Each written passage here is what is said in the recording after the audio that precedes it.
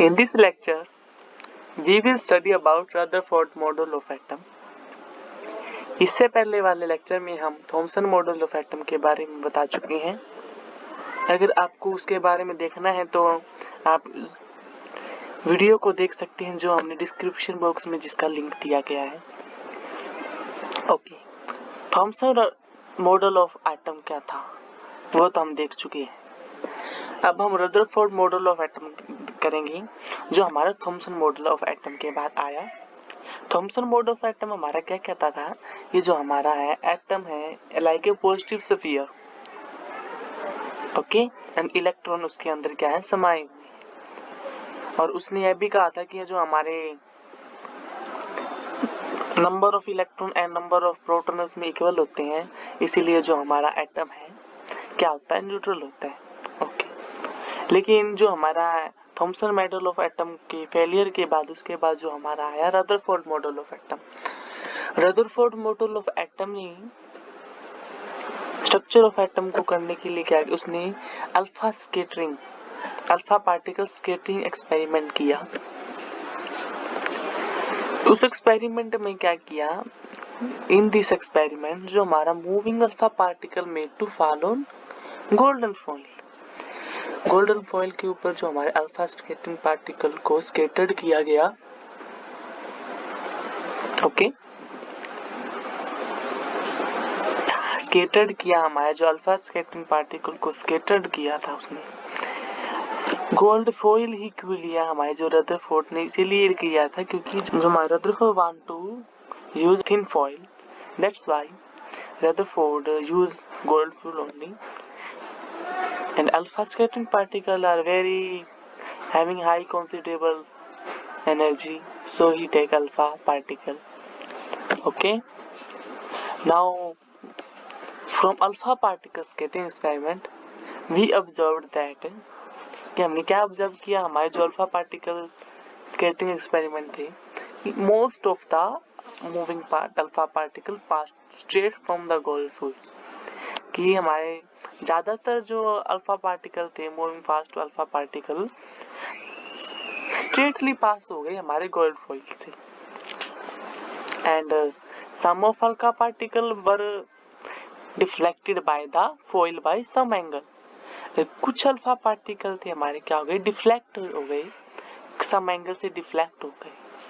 Okay, and some alpha particle that is 1 out of 12,000 appear to be deflected back, कि हम कह सकते हैं कि हमारे जो कुछ एक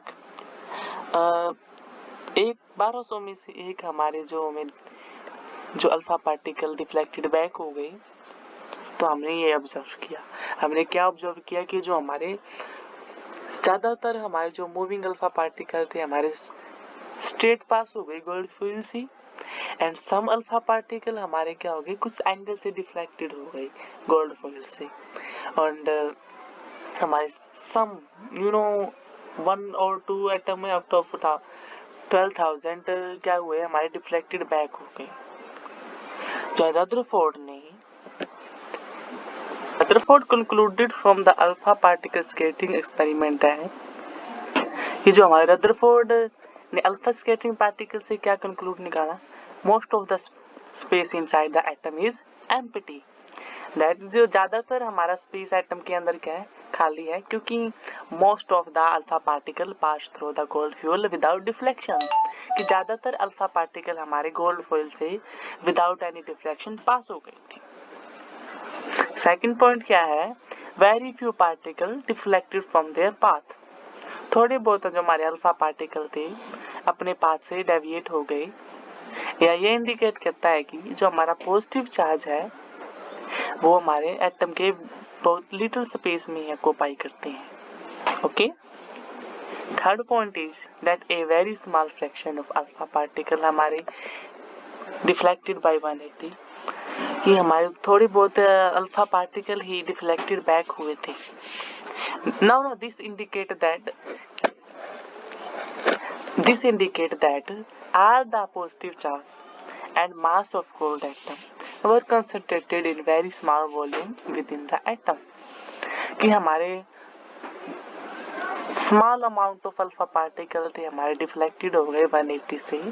ये इंडिकेट करता है कि जो हमारे पॉजिटिव चार्ज और जो मास ऑफ कोल्ड एटम्स हैं बहुत ही स्मॉल वॉल्यूम में कंसंट्रेटेड है हमारे एटम्स के अंदर। Okay, on the basis of experiment Rutherford ने हमारा न्यूक्लियर मॉडल ऑफ एटम को एक्सप्लेन किया कि हमारे रदरफोर्ड ने कि there is a positive charge centre in an atom called the nucleus, कि एक एटम के अंदर पॉजिटिव चार्ज सेंटर है जिसे हम न्यूक्लियस कहते हैं। Nearly all mass of atom occupied in the nucleus, ज्यादातर जो हमारा मास ऑफ एटम हमारा ऑक्यूपाइड न्यूक्लियस के अंदर करता है। ये जो there is a positive charge centre in an atom, हमारे एटम के अंदर एक पॉजिटिव चार्ज सेंटर है जिसे हम न्यूक्लियस कहते हैं, जिसके अंदर whole mass of atom is occupied. Okay, second is the electron revolve around the nucleus in circular path, कि जो हमारा इलेक्ट्रॉन है न्यूक्लियस के अराउंड सर्कुलर पाथ के अंदर रिवॉल्व करते हैं। And size of nucleus is very small as compare to size of atom, जो हमारा न्यूक्लियस का साइज है वेरी स्मॉल है एज कंपेयर टू हमारे एटम के साइज से। ओके, इसके बाद जो हमारा रदरफोर्ड ऑफ एटम भी हमें क्या है, इसके कुछ ड्रॉबैक्स मिले।